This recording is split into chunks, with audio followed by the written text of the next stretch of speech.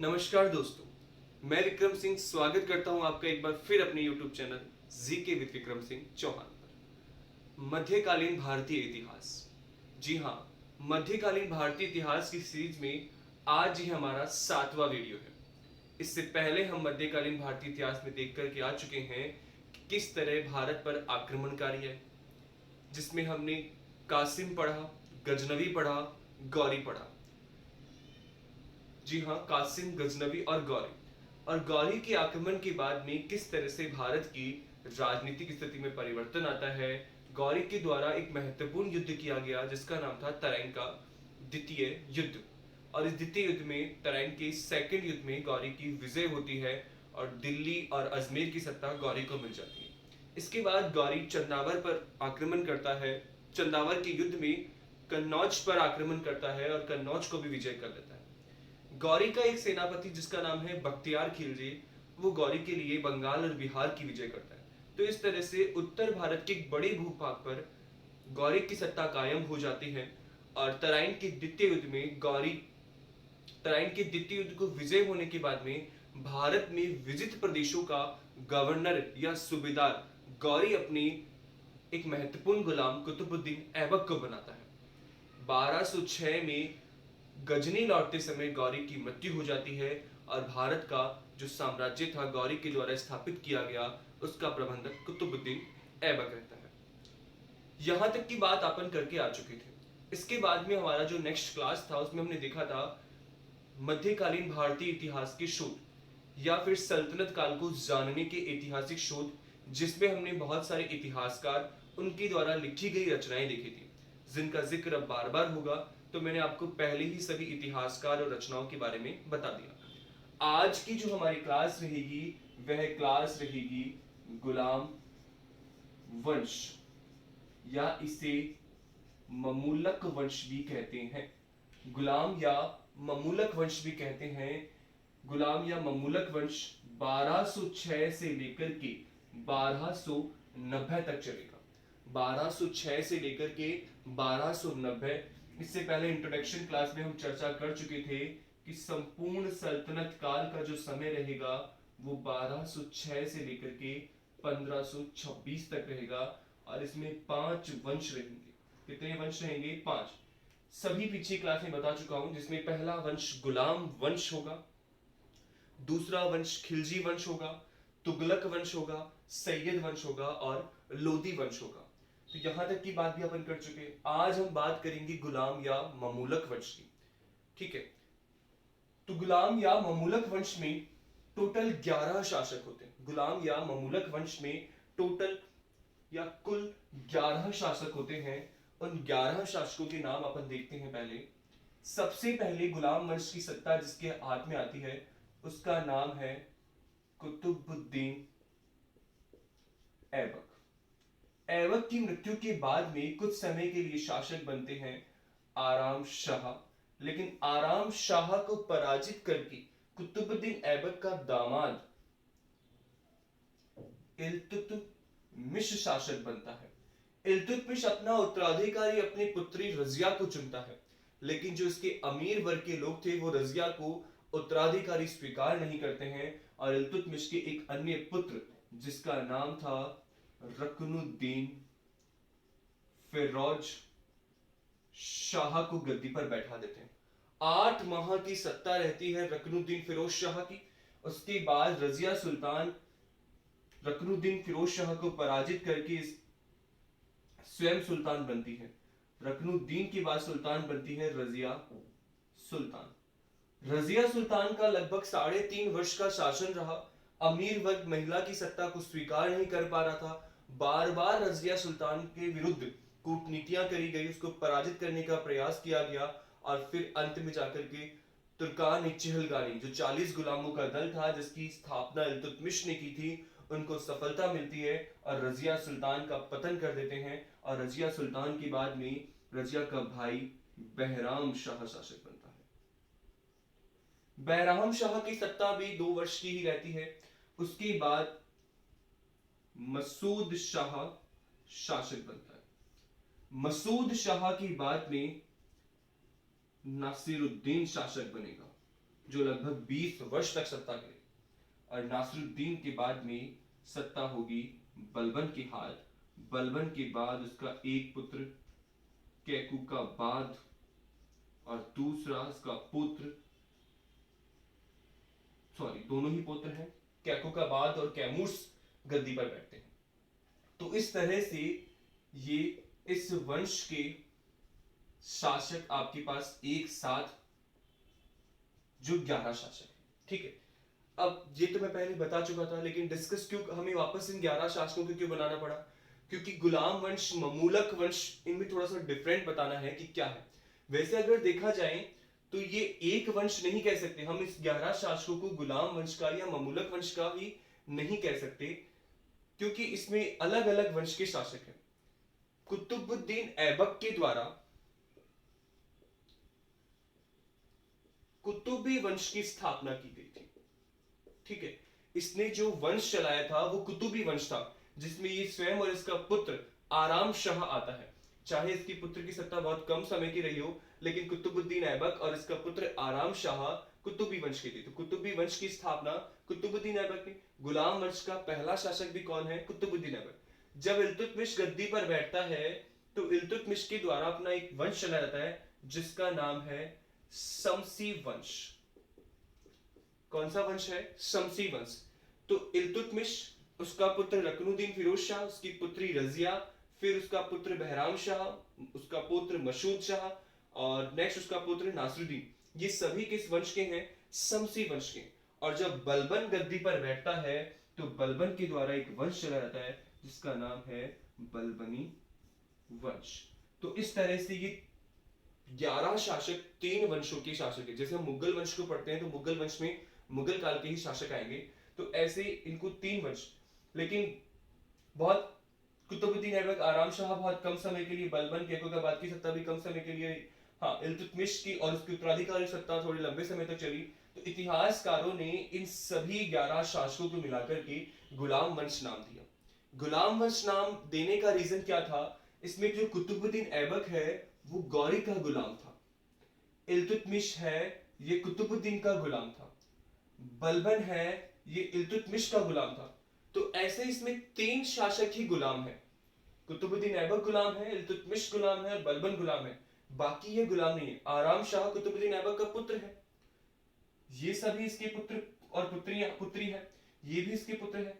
तो ये 3 शासक ही गुलाम है इसलिए, और तीनों प्रथम शासक गुलाम है इसलिए इसको गुलाम वंश नाम दिया। फिर इतिहासकारों में मत सहमत नहीं हुआ कि गुलाम वंश ही क्यों कहें इसको, क्योंकि सभी शासक तो गुलाम नहीं है।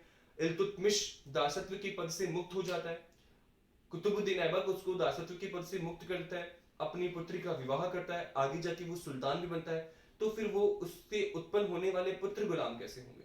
तो ऐसे में फिर इसका एक नाम और इतिहासकारों ने दिया और उसका नाम है ममूलक वंश। जी हाँ, ममूलक वंश। यह ममूलक शब्द से अर्थ ये है कि दासत्व से मुक्त उत्पन्न माता पिताओं की संतान, दासत्व से मुक्त माता पिताओं की संतान को क्या कहा गया? ममूलक। तो ध्यान रखना है आपको कि इसी वंश को ममूलक वंश भी कहते हैं, इसी वंश को गुलाम वंश भी कहते हैं। ज्यादातर हम इसे गुलाम वंश के नाम से जानते हैं। इसमें 11 शासकों को हम क्रम वाइज क्रम पढ़ेंगे। आज की जो चर्चा होगी वो हमारी किस पे होगी? कुतुबुद्दीन ऐबक पर। आप चाहो तो इनका स्क्रीनशॉट ले सकते हो। कुतुबुद्दीन ऐबक गौरी का गुलाम है, इल्तुतमिश कुतुबुद्दीन ऐबक का गुलाम है और बलबन इल्तुतमिश का गुलाम है, ठीक। और इन तीनों के द्वारा 3 वंशों की स्थापना, कुतुबी वंश, कुतुबुद्दीन। जो प्रश्न आएगा वो आएगा निम्न में से कौन सा गुलाम वंश का शासक शमसी वंश का शासक नहीं है? जिसमें आपको नाम दिए जाएंगे, शमसी वंश का शासक नहीं है। तो रकनुद्दीन फिरोज शाह, रजिया सुल्तान, बहराम शाह और एक नाम दे देंगे कैमूर। तो आप इजीली पहचान जाओगे अगर आप यहाँ पे अंतर कर चुके होंगे तो।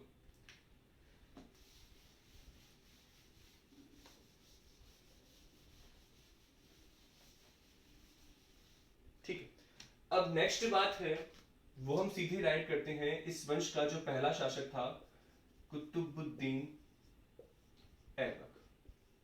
वैसे तो कुतुबुद्दीन ऐबक 1192 में ही गवर्नर बन जाता है भारत में विविध प्रदेशों का, लेकिन इसको जो सत्ता मिलती है वो 1206 से लेकर के 1210 तक रहती है। 1206 से 10, 6 की बात आपको याद है, गौरी की मृत्यु के बाद में भारत में विविध प्रदेशों का प्रतिनिधित्व कुतुबुद्दीन ऐबक ही करने लग गया। सभी अमीरों ने कुतुबुद्दीन ऐबक की सत्ता को स्वीकार कर लिया और कुतुबुद्दीन ऐबक 1206 में गौरी के द्वारा विजित प्रदेशों का सर्वे सर्वा बन जाता है।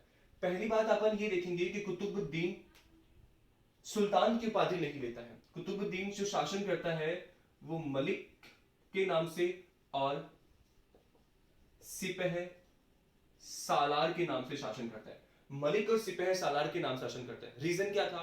क्योंकि गौरी की मृत्यु अचानक हुई, उसने अपना कोई उत्तराधिकारी चुन नहीं पाया था और अचानक मृत्यु की वजह से उसने अपनी प्रमुख गुलाम कुतुबुद्दीन ऐबक को भी दासत्व के पद से मुक्त नहीं किया था। और कुरान के अकॉर्डिंग या इस्लामिक कानून के अकॉर्डिंग दास कभी सुल्तान नहीं बन सकता। इसीलिए कुतुबुद्दीन ऐबक सुल्तान की उपाधि नहीं लेते हैं, सुल्तान की पदवी नहीं लेते हैं और मलिक और सिपह सालार के नाम से ही क्या करते हैं? शासन करते हैं। छोटा सा परिचय कुतुबुद्दीन ऐबक के बारे में अगर मैं आपको दूं तो कुतुबुद्दीन ऐबक को बचपन में ही इनके परिवार के द्वारा बेच दिया गया था और इसे एक काजी ने खरीदा था। ठीक है, ये तुर्किस्तान का था, ये तुर्क मुसलमान था। ठीक है, तुर्क मुसलमान था, तुर्क जाति का था, तुर्किस्तान का था। वहां पर इसके परिवार ने इसको बेच दिया था बाजार में और जिसे इसने खरीदा वो कौन था? काजी।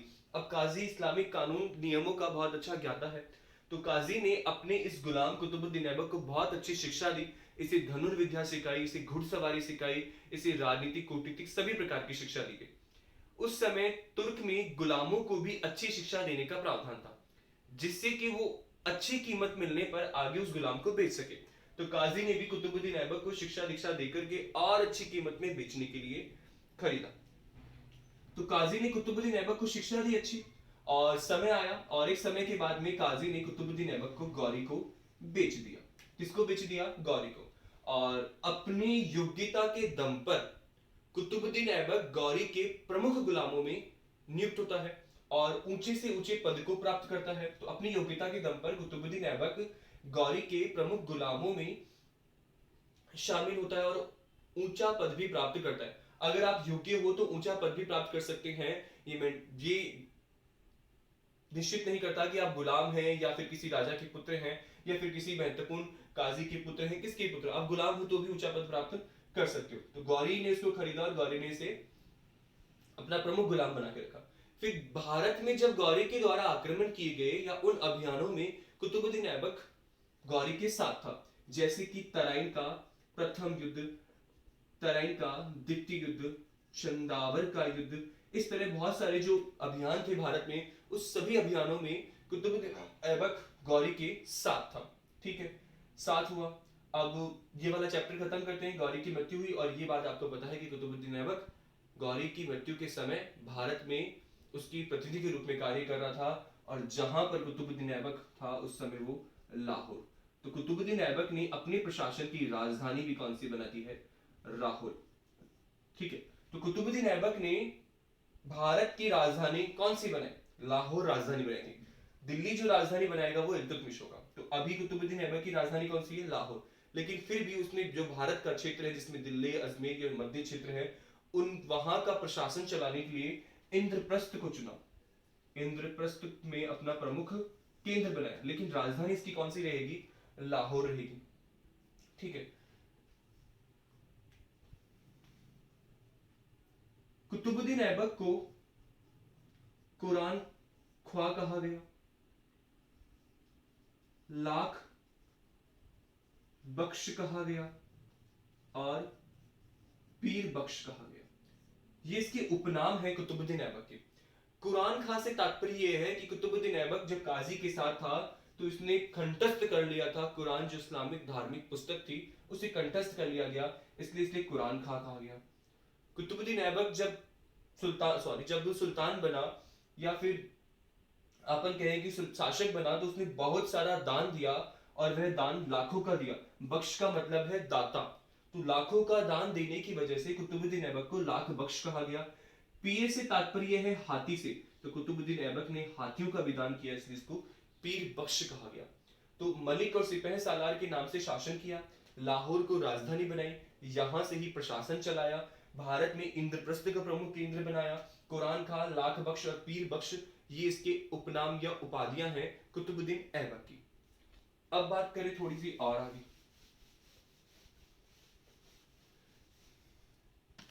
समय इसका रहेगा 1206 से लेकर के 1210। एक समय आता है 1208। गौरी के दो प्रमुख केंद्र थे, एक अफगानिस्तान के अंदर गजनी और भारत के अंदर लाहौर। भारत का प्रशासन कुतुबुद्दीन ऐबक के पास है, तो और दूसरा केंद्र है उसका गजनी। तो 1208 में गौरी का एक भतीजा था। गौरी के भतीजे महमूद ने कुतुबुद्दीन ऐबक को दासत्व से मुक्त कर दिया। गौरी ने दासत्व से मुक्त नहीं किया, उसे दासत्व से मुक्त कर रहा है गौरी का भतीजा। तो गौरी के भतीजे महमूद ने कुतुबुद्दीन ऐबक को दासत्व से मुक्त कर दिया और 1208 में ही कुतुबुद्दीन ऐबक को सुल्तान की उपाधि भी दे दी। किसकी उपाधि दे दी? सुल्तान। और कहा कि अब तुम सुल्तान के नाम से शासन कर सकते हो।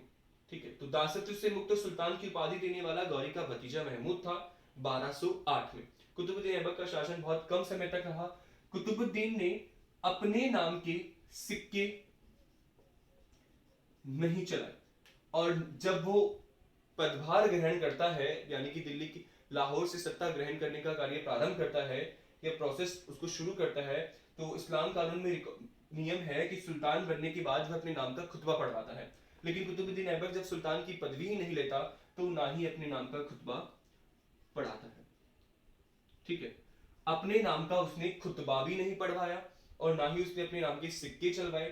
ठीक है, ये भी आपको इंपॉर्टेंट है, ध्यान रखना है किस सुल्तान ने अपने नाम का खुतबा नहीं पढ़ाया, या किसने अपने नाम की, किस सल्तनत कालीन सुल्तान ने अपने नाम के सिक्के नहीं चलाए। इल्तुतमिश के बाद सिक्कों का प्रोसेस शुरू हो जाएगा। 1210 में चौगान खेलते समय, एक खेल है चौगान, जिसे अब वर्तमान में कुछ पोलो जैसा खेल है, तो चौगान खेलते समय घोड़े से गिरकर कुतुबुद्दीन ऐबक की मृत्यु हो गई। चौगान खेलते समय घोड़े से गिरकर कुतुबुद्दीन ऐबक की क्या हो जाती है? मृत्यु। तो 1210 में चौगान खेलते समय कुतुबुद्दीन ऐबक की मृत्यु हो गई। जिस स्थान पर इसकी मृत्यु हुई, इसकी राजधानी लाहौर थी, तो लाहौर में ही इसकी क्या होगी? मृत्यु होगी। 1210 में चौगान खेलते समय लाहौर में इसकी मृत्यु हो गई, घोड़े पर गिर जाने की वजह से। तो यहां इसकी मृत्यु हो गई। अब इसका कुछ एक सांस्कृतिक योगदान देखते हैं कि इसका स्ट्रक्चर कैसा था, इसने किस किस चीजों का निर्माण करवाया। तो निर्माण या सांस्कृतिक योगदान में हम पहली चीज देखें, तो पहली और महत्वपूर्ण चीज है कुव्वत उल इस्लाम मस्जिद। बहुत इंपॉर्टेंट है, भारत की प्रथम, और ये मस्जिद जिस स्थान पर है वो स्थान है दिल्ली। देखिए इंपॉर्टेंट है, 4 वर्ष का कार्यकाल था इसका।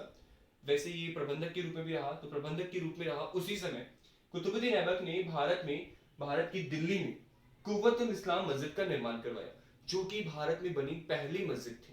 प्रश्न है, भारत में बनी पहली मस्जिद कौन सी है?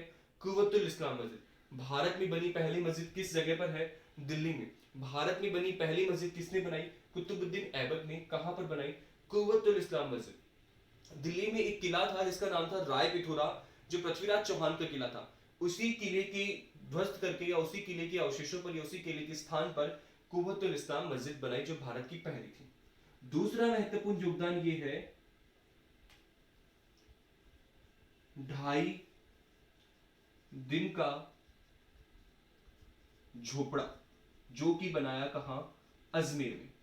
अजमेर में इसने 2.5 दिन का झोपड़ा बनाया। यह विग्रहराज चतुर्थ के द्वारा बनाया गया एक संस्कृत विश्वविद्यालय था। विग्रहराज चतुर्थ ने अजमेर में एक संस्कृत विद्यालय का निर्माण कराया। उसी विद्यालय को तोड़कर उसके स्थान पर 2.5 दिन का झोपड़ा बनाया, और यह भारत में बनी दूसरी मस्जिद थी। और अगर आप राजस्थान के संदर्भ में देखेंगे, तो राजस्थान में बनी पहली मस्जिद कौन सी हो गई? 2.5 दिन का झोपड़ा। तो भारत में मस्जिदों का क्रम यहीं से शुरू हुआ। कुव्वत उल इस्लाम मस्जिद पहली मस्जिद, 2.5 दिन का झोपड़ा भारत की दूसरी, और राजस्थान की पहली मस्जिद। एक मत ये भी है, कुतुबुद्दीन ऐबक के द्वारा दिल्ली में ही कुतुब मीनार की आधारशिला, या मैं कहूं नींव रखी गई। कुतुबुद्दीन ऐबक के द्वारा दिल्ली में कुतुब मीनार की नींव रखी गई, किंतु इसको पूरा कराने का कार्य, या इसको जो महत्वपूर्ण क्रेडिट जाता है कुतुब मीनार का, वो जाता है इल्तुतमिश को। और उस इमारत या इस मीनार का निर्माण इल्तुतमिश ने पूर्ण करवाया, और जिसके नाम पर इसका निर्माण करवाया था वह थे प्रमुख सूफी संत कुतुबुद्दीन बख्तियार काकी। हम चर्चा करेंगे उनकी भी। तो ये कुतुबुद्दीन ऐबक का सांस्कृतिक योगदान है। समय बहुत कम था इसके पास, इसलिए ज्यादा कुछ नहीं कर पाया। कुव्वतुल इस्लाम मस्जिद, 2.5 दिन का झोपड़ा और कुतुब मीनार की आधारशिला। 1210 में अचानक कुतुबुद्दीन ऐबक की मृत्यु हो जाती है और इसकी मृत्यु के बाद सरदार दो पक्ष में बढ़ जाते हैं। कुछ सरदारों ने साथ दिया कुतुबुद्दीन ऐबक के पुत्र आराम शाह। वैसे तो इतिहासकार सहमत नहीं है कि आराम शाह इसका पुत्र है या इसका कोई संबंधी है या इसका कोई दास है। और कुतुबुद्दीन ऐबक का जो दामाद था, पहले दास था फिर दामाद बना, जिसका नाम था इल्तुतमिश, जो इस समय बदायूं का गवर्नर था। जो इस समय कहां का गवर्नर था? बदायूं का। तो कुतुबुद्दीन ऐबक के मरने के बाद आराम शाह सुल्तान बनता है। क्रम के लिए आपको ध्यान रखना है, बाकी आराम शाह का कोई वर्क नहीं है। कुतुबुद्दीन ऐबक के मरने के बाद आराम शाह सुल्तान बनते हैं 1210 में, क्योंकि कुछ अमीर वर्ग आराम शाह का साथ देते हैं। आराम शाह एक योग्य व्यक्ति नहीं था, यह योग्य सुल्तान नहीं था, यह इतने बड़े साम्राज्य को संभालने के काबिल नहीं था। इसलिए अमीर वर्गों ने इल्तुतमिश को चुना, उसे न्योता भेजा। वो बदायूं था, उस न्योते को पाकर के इल्तुतमिश आता है। आकर दोनों के मध्य संघर्ष होता है, आराम शाह और इल्तुतमिश के मध्य। इल्तुतमिश इसमें विजय होता है, आराम शाह की मृत्यु हो जाती है और नेक्स्ट सुल्तान जो बनेगा 3rd नंबर का सुल्तान, जिसका नाम होगा इल्तुतमिश और इसका समय होगा 1210 से लेकर के 1236 तक, जिसकी चर्चा करेंगे हम कल। तो आज हमने दो सुल्तानों के बारे में अध्ययन किया जो ममूलक या गुलाम वंश के थे, और जिस वंश के थे वो कुतुबी वंश के थे, जिसमें कुतुबुद्दीन ऐबक। और दूसरी चर्चा की हमने आराम शाह की। कुतुबुद्दीन ऐबक प्रारंभ में दास था, तुर्क जाति का था, तुर्किस्तान का था। उसे पहले खरीदा गया काजी के द्वारा, काजी ने उसको अच्छी शिक्षा दी और फिर ऊंचे दामों पर गौरी को बेच दिया। गौरी के प्रमुख भारतीय अभियानों पर उसके साथ था, गौरी का अटूट विश्वास था, अपनी योग्यता से वो ऊंचे पद पर पहुंचा और गौरी ने उसे 1192 में तराइन के द्वितीय युद्ध के बाद भारत में विजय प्रदेशों का प्रबंधक बना दिया। यहाँ गौरी के कुछ और भी सेनापति थे, जिसमें यलदौज थे, कुबैचा थे, बख्तियार खिलजी थे। बख्तियार खिलजी उस समय बंगाल में थे, यलदौज और कुबैचा सिंध उच्च इन क्षेत्रों में थे। इन्होंने कुतुबुद्दीन ऐबक की सत्ता को मानने से इनकार किया, लेकिन कुतुबुद्दीन ने काफी शांतिपूर्ण अपना समय निकाल दिया। ठीक है, फिर बात करें 1208 में गौरी के भतीजे ने कुतुबुद्दीन ऐबक को दासत्व से मुक्त किया, सुल्तान की उपाधि दी। लेकिन कुतुबुद्दीन ऐबक सिपह सालार और मलिक की उपाधि से ही खुश थे, उन्हीं के नाम से शासन किया। कभी अपने सिक्के नहीं ढलवाए, ना ही अपने नाम का खुतबा पढ़वाया। इन्हें पील बख्श कहते हैं क्योंकि इन्होंने हाथियों का दान किया। लाख बख्श कहते हैं, लाखों का दान किया। कुरान ख्वाहा कहते हैं क्योंकि कुरान इन्हें कंठस्थ याद थी। 1210 में चौगान खेलते समय लाहौर में इनकी मृत्यु हो जाती है और इसके बाद सुल्तान इनका पुत्र। वैसे इतिहासकारों में मतभेद है कि ये है कौन, लेकिन हाँ इतना जरूर है कि कुछ समय कुतुबुद्दीन ऐबक के मरने के बाद गद्दी पर आराम शाह बैठे और उसे पराजित करके इल्तुतमिश आए। तो अगर आपको कोई कंफ्यूजन है इस कुतुबुद्दीन ऐबक को लेकर के तो आप मुझसे प्रश्न पूछ सकते हैं कमेंट बॉक्स में। वीडियो पसंद आ रहा है तो लाइक कीजिए, शेयर कीजिए और चैनल पे नए हैं तो इसे सब्सक्राइब कीजिए। धन्यवाद।